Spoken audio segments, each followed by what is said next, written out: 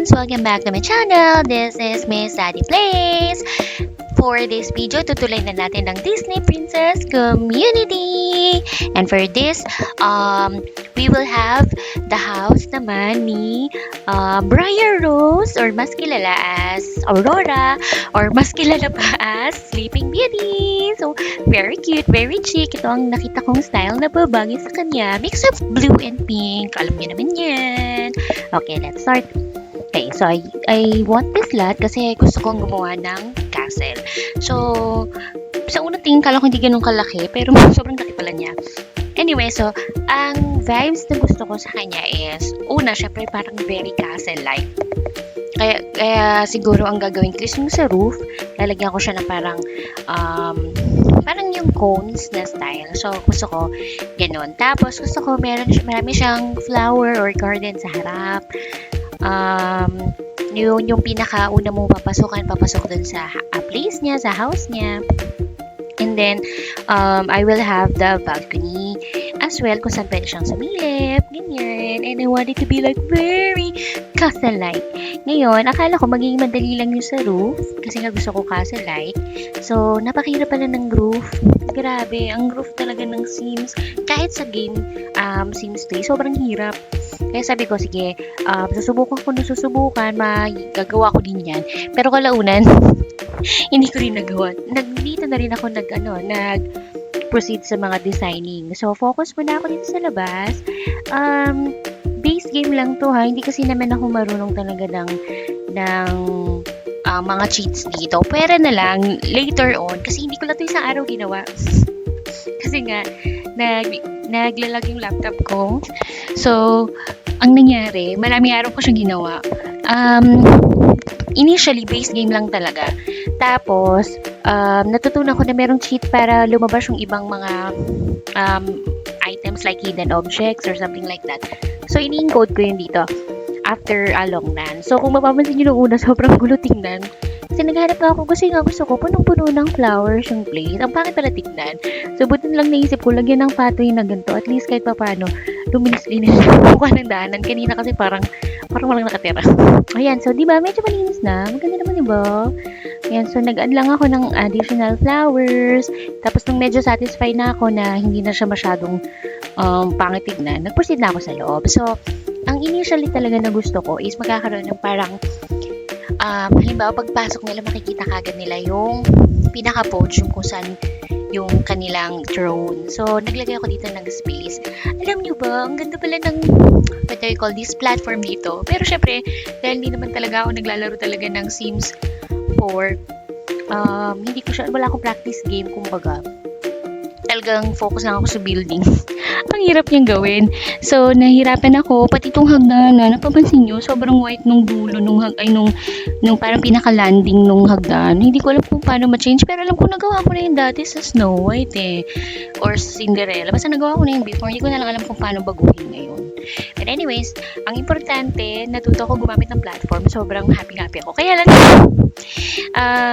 napapansin nyo initially, mukhang siyang stage. Pero, gaganda pa yun namin. I promise! So, ito na, naglagay ako ng parang labas. Kasi gusto ko nga maraming parang maraming arches. So, nilagyan ko ng konting konting space dito para pwede silang mag-walk. Diba? It's so pretty. But it's very castle. Diba ganitong itsura? Also, natutunan ko rin yung power ng shift. Shift ba yun? Basta may ginamit ako dito na pagka pinipindot ko yun, pwede na kahit papanong maggalaw-galaw yung mga objects and position kahit hindi ko na masyadong i-adjust. So, tingnan nyo naman, initially, ang ganda na, diba? By the way, matututunan ko rin yung grid lines dyan. Mawawala din yan kalaunan sa susunod. Pero ngayon, may mga konting grid line lang siya every now and then. Okay, so, ito na yung initial ko na design.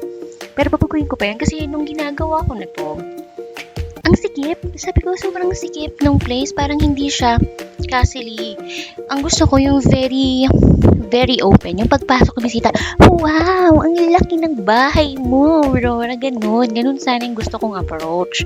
So, sabi ko, didelete ko to, i-erase ko na lang sa second floor yung aking mga, tawag dito, yung ibang room. So, gumawa pa nga ako ng mini kitchen dito eh. Pero sabi ko, sobrang sikip na. Parang hindi sila mayaman. Gusto ko mayaman na mayaman siya. Kasi, ang tagal-tagal ng buhay niya, nakakulong lang siya sa castle dahil sa curse ni Maleficent. According sa film dahil kay Maleficent. So, nandun siya. Kaya, dito sabi ko, kailangan maganda yung place niya ngayon. Parang hindi siya hawla, tapos medyo talagang maluwag. Tapos isa pa to sa struggle ko, yung stairs. Ang hirap ng stairs dito sa Sims 3. Wait, inaalala ko kung madali sa Sims 3. Ay, Sims 4 yung... Ay, madali sa Sims 3 yung stairs. Kakalala ko parang mahirap din. And anyways, ito na. At least nagawan ko siya. Alam niyo ba, ang tagal niyan. Sobrang daming oras ginugol ko para lang magawa yung hagdanan na yan. Kasi nga, gusto ko grand stairs sana siya. Yung parang pagbababa si Aurora, parang, wow! Mapapaganon yung mga tao.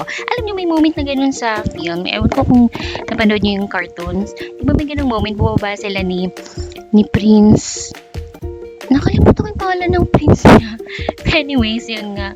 So, ganun gusto ko, ganung feeling. So, sabi ko, sige, gagawin ko nga yan. So, kalaunan, nagawa ko naman siya. Kaya, I'm very, very happy. Pero ang tagal nga lang, sobrang tagal ko siyang inasikaso. Kasi nga gusto ko, maganda siya. Yun, tsaka yung pagko-curve. Maganda sana kung para siyang circular or something like that. Pero wala, hindi available. So, ito yung naisip ko palang lagyan ng wall dito kasi ayoko mangyari na kitang-kita sa labas yung nangyayari sa loob. So, naglagay ako ng wall para kahit paano may takip yung mga arches. Hindi naman sobrang exposed sila. So, ayan, di ba ang cute? Kita niyo yan. Gaganda pa yan mamaya. Talaga sinasabi ko sa inyo, promise. Sa paningin ko gaganda yan. So, ito yung picture ko. Halimbawa, portrait ng parents niya. Tapos yung cast ay yung castle. Parang kunyari, mga pictures galing sa old home niya. Kasi syempre, di ba, bubukod na sila ng future. Hindi ko alam, bakit nga pala, ginawan ko as couple. Parang kay Cinderella, tsaka kay Snow White, parang hindi. But anyways, yun. So, basta may throne sila dyan. Yung kanyang, parehan sa kanya, tsaka kay nakalimutan ko talaga yung prinsipe. Anyways, ito na yung second floor. Di ba, sinabi ko nga sa inyo, gusto ko mas malaki yung space. So, ito na yung part na inaasikaso ko na yung kitchen. Ang motif ko dito is parang medieval na modern. Parang ganun yung magiging style. So, but yung chef nga, sobrang laking tulong yan sa pagbibuild. Sobrang nakakatuwa. Tsaka marunong na akong mag-bracket, marunong na akong mag-9 keys, mag-0 keys. So, talaga, the difference it made compared dun sa mga first two builds ko na princesses. So, hopefully, matuto pa ako na matuto. So, ito na yung kitchen. So, naglagay ako na parang para for wines, preparation sa food sa gitna. Yan. Kasi di ba sanay naman si Aurora maglinis. So, sigurado gusto niya is magandang kitchen. Alam mo ba, isa pa siya. Ito pa pala yung dining. Ang ganda, di ba? Tsaka ko napapansin yun, naglagay ako dito ng mga knights. Kasi gusto ko nga, kunyari, may mga bantay siya. Kasi nga, di ba, castle-like. Kaya, yung mga yan, lang yan, costume lang talaga, and statue lang. Parang accessories lang. Pero, kunyari na lang tao yan na nagbabantay. So, ito na yung kanyang, ang kanyang dining. Ito pa isa-isa. Meron bang way para, ito, tulad nito, gusto ko sana lagyan ng golden frame yung picture.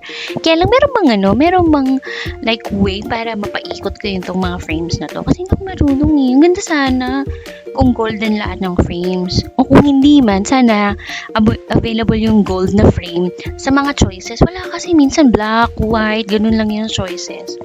So, medyo nahirapan talaga ako. Ayoko sana sumuko eh, pero kalaunan sumuko na lang din ako.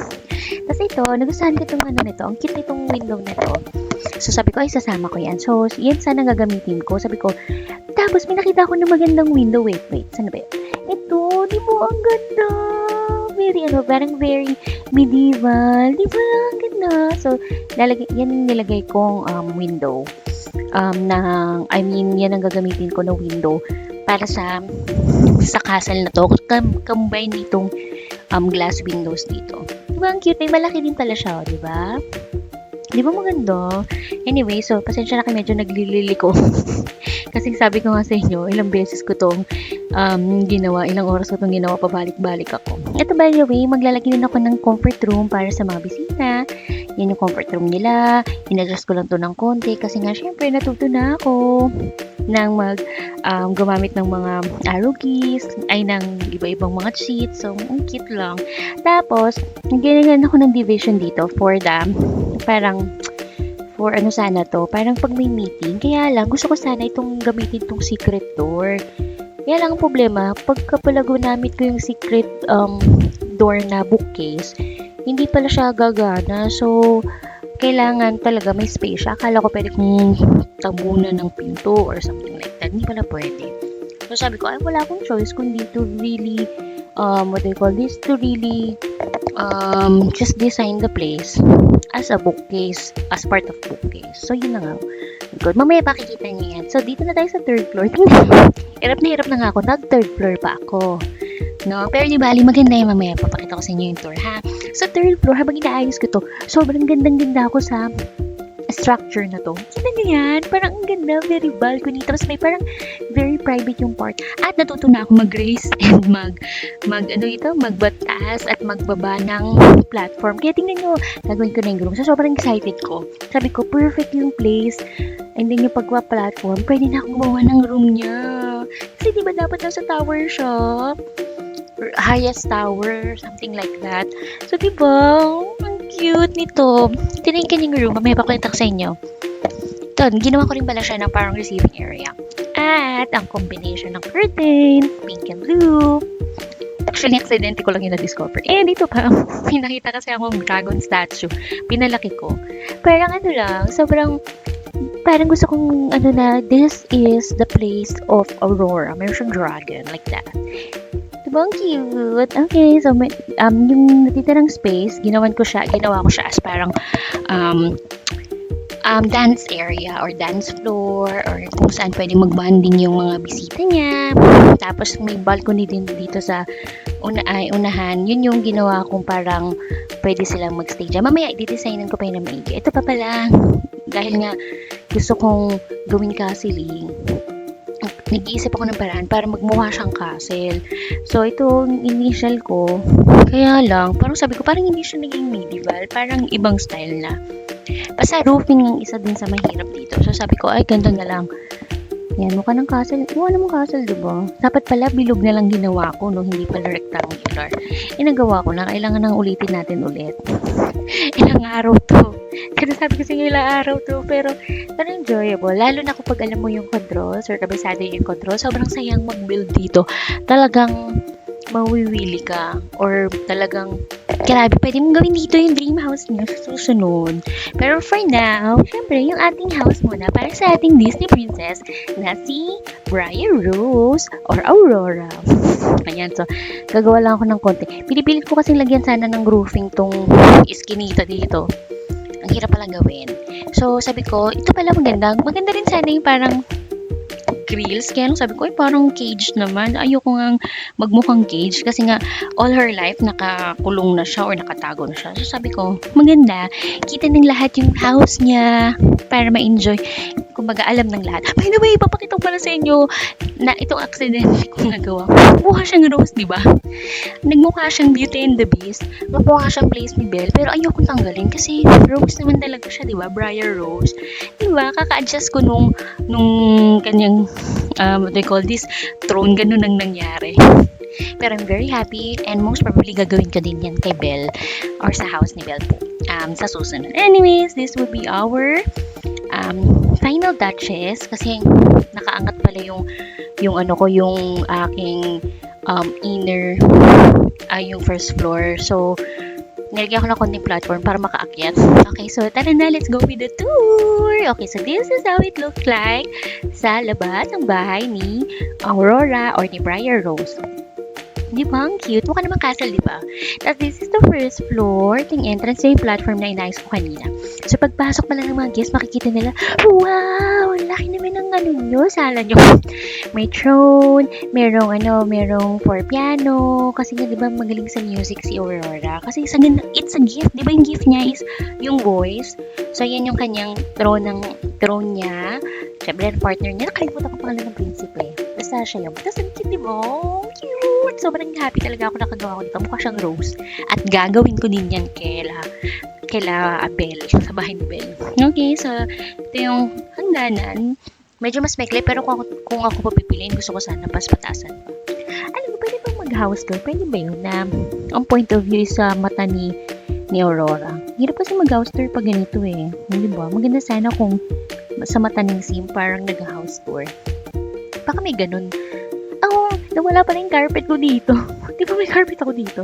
Saan napunta? Anyway, so yan yung dining. Ito yung kitchen. At meron pa balang area dito. May entrance dito. Dito yung place para sa kanilang helper. Or yung pwede rin yung fairy godmother niya kung gusto nyung tumuloy dyan. 3 bed. And then, comfort room nila. Wait, may pinto yan ha. May toilet yan. Hindi ko alam ba't nawala. Ayan. So, ayoko nang i-edit kasi syempre nag-final na ako. Sabi ko, final na. So, hindi ko na i-edit yan, ha? Ayan. Tapos, ito yung comfort room ng bisita. Syempre, para namang hindi na makishare sa iba. Tapos, ito, yan yung may bantay. Tapos, ito yung may secret dito na bookcase. Dinesignan ko na lang para hindi alata. Tapos, ito, pag may tatanggap sila ng bisita. Diba cute? Tapos, syempre, pwede pumasok dyan. Saan si Aurora? Taray ko, papakita ko sa inyo. Saan Aurora? Aurora. Yan. O, diba? Secret door. Kasi dito may bantay. So, hindi ka basta-basta makakapasok. So, hindi ko alam kung ba't ginawa kong secret door. Secret door na ganyan. Pero, ang party-party niya sa taas. So, ay, nilalamig na si Aurora. Ayan. So, party-party. Ito, paano ba tanggalin yung puti na yan? Paano ba yan? Yes, ito na. Pwede silang sumayaw dito. Kumanta. Yan. Tutugtog na siya. Alam niyo naman. Gift yan ni Aurora. Ang music. And then, ito yung pwedeng pag may bisita siya. And then, may maliit mini bar kapag may mag-order. Ayan sa labas. Sobrang labas naman. May dito sa balcony. Diba? Ang cute. Pag ayaw nila doon sa loob. Pwede dyan. Tingnan ko kung magagamit. Kasi, hindi mo buksan. Ayan. Ay, hindi maupuan. No, sige, ito na lang. Kunyari na lang magagamit yan. Ayan. So, diba? Ang cute. And then, CR ng bisita. May guard pa rin, syempre. And then, dito na tayo sa kanyang room. Wait, nakaangat pala to. Ay, pwede yan. Napakad. Alam ko pwede yan. Huwag mo.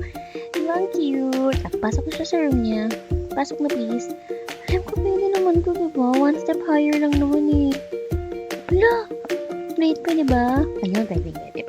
Kinabahan ako, kalapin ka. Ito kanyang room. Opo ka na. Wait, medyo masikip lang. Ay, umusog lang siya. Di ba receiving area? Siya lang naman yan. Kasi very private na yan. Mali pala, dapat pala dito yung private door. At ito na ang kanyang room. Oh, natulog na siya.